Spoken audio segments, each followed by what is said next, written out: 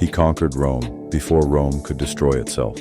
Julius Caesar is one of history's most remarkable figures, a man whose ambition, intelligence, and vision reshaped Rome forever. He was not merely a general or a politician, he was a leader who exploited opportunity, understood the weaknesses of institutions, and transformed the republic into the foundation of an empire. To some, Caesar was the savior who unified Rome and brought stability. To others, he was a tyrant who destroyed its freedom.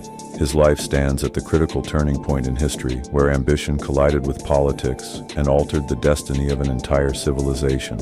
Born in 100 BCE into the Julian family, Caesar belonged to the patrician class, but did not inherit power or wealth that guaranteed influence. Rome at that time was deeply divided. Political corruption, intense rivalry between the Senate and the people, social inequality, and economic unrest created a volatile environment. From an early age, Caesar learned that survival and success in Rome required strategy, patience, and decisiveness. As a young man, Caesar aligned himself with the populares, the political faction advocating reforms to benefit the common people. This placed him at odds with the conservative optimates, who sought to preserve the traditional privileges of the aristocracy. Supporting the people was dangerous, but Caesar understood the opportunity. Public support could outweigh elite opposition.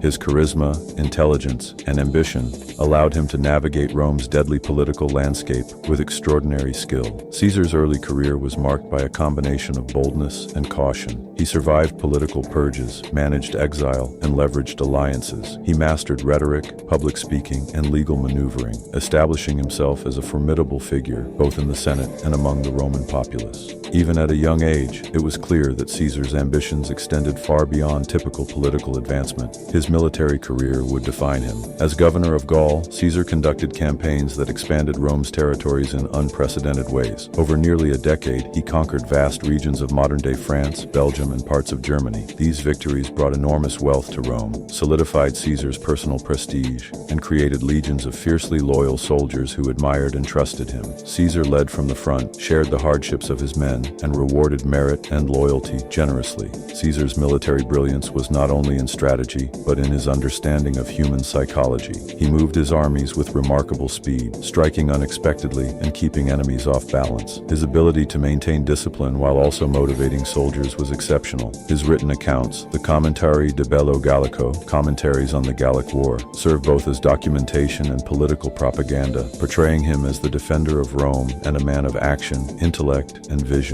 With success came fear. The Senate grew increasingly wary of Caesar's rising power. He commanded loyalty, wealth, and public favor. Three things no Roman politician was supposed to hold simultaneously. When the Senate demanded that he disband his army and return to Rome as a private citizen, Caesar understood the danger. To obey could mean political ruin or even death. He chose action. In 49 BCE, Caesar crossed the Rubicon River with his army, a deliberate act of rebellion against the Senate. The die is cast, he is said to have declared. Civil war erupted, and Rome's fragile political balance shattered. Caesar faced Pompey, once his ally and now his greatest rival. Through superior tactics, timing, and leadership, Caesar defeated Pompey's forces across multiple theaters of war, eventually forcing Pompey to flee and later be killed in Egypt. Caesar entered Rome victorious, but he did not arrive as a king. Instead, he ruled as a master of the state, implementing sweeping reforms to stabilize a fractured republic. He restructured debt laws, reorganized taxation, and reformed provincial administration. He implemented the Julian calendar, which remains the basis of modern timekeeping. He expanded citizenship to conquered regions, recognizing the necessity of inclusion to maintain stability in an increasingly vast territory. These measures strengthened Rome politically, economically, and socially, yet his consolidation of power alarmed many senators. In 44 BCE, Caesar was named dictator for life, a move that seemed to place him above the very republic he claimed to serve. Rome had long resisted monarchy. To many, Caesar's authority symbolized its destruction. Tensions escalated as a group of senators formed a conspiracy to stop him. Among them was Brutus, a man Caesar had trusted deeply. On the Ides of March, 44 BCE, Caesar entered the Senate. Surrounded by conspirators, he was assassinated. 23 stab wounds ended his life. Rome erupted in shock and fear. The republic the senators believed would be saved, but their actions unleashed further civil wars that ultimately resulted in the rise of Caesar's adopted heir, Octavian, later Augustus, as Rome's first emperor. Caesar's life is a story of contradiction. He was both a reformer and a conqueror,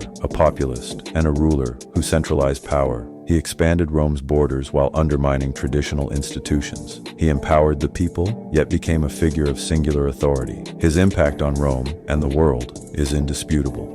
Caesar shaped political thought, military strategy, and leadership for centuries. His military innovations continue to influence modern warfare. The use of rapid, disciplined, and well-coordinated forces, the balance between flexibility and structure, and the integration of intelligence and communication all reflect lessons drawn from his campaigns. His political reforms, from laws to governance, remain instructive examples of centralization, organization, and administration. Caesar's story also offers timeless lessons about ambition, loyalty, and human nature. His life demonstrates how extraordinary talent combined with opportunity can change history. It also shows the dangers of concentrating power and the consequences of political envy, fear, and betrayal. More than 2,000 years later, Julius Caesar is still remembered, studied, and debated. His name became a title synonymous with rulers across Europe: Caesar, Tsar, Kaiser. He not only unified Rome, but transformed it from a fragile republic into a system capable of supporting an empire that would dominate the Mediterranean world for centuries. Julius Caesar conquered not only lands but minds. He reshaped political systems, inspired soldiers, and created a legacy that continues to influence leaders, thinkers, and historians. He showed that vision, strategy, and courage could triumph over inertia, but also that unchecked ambition carries enormous risk.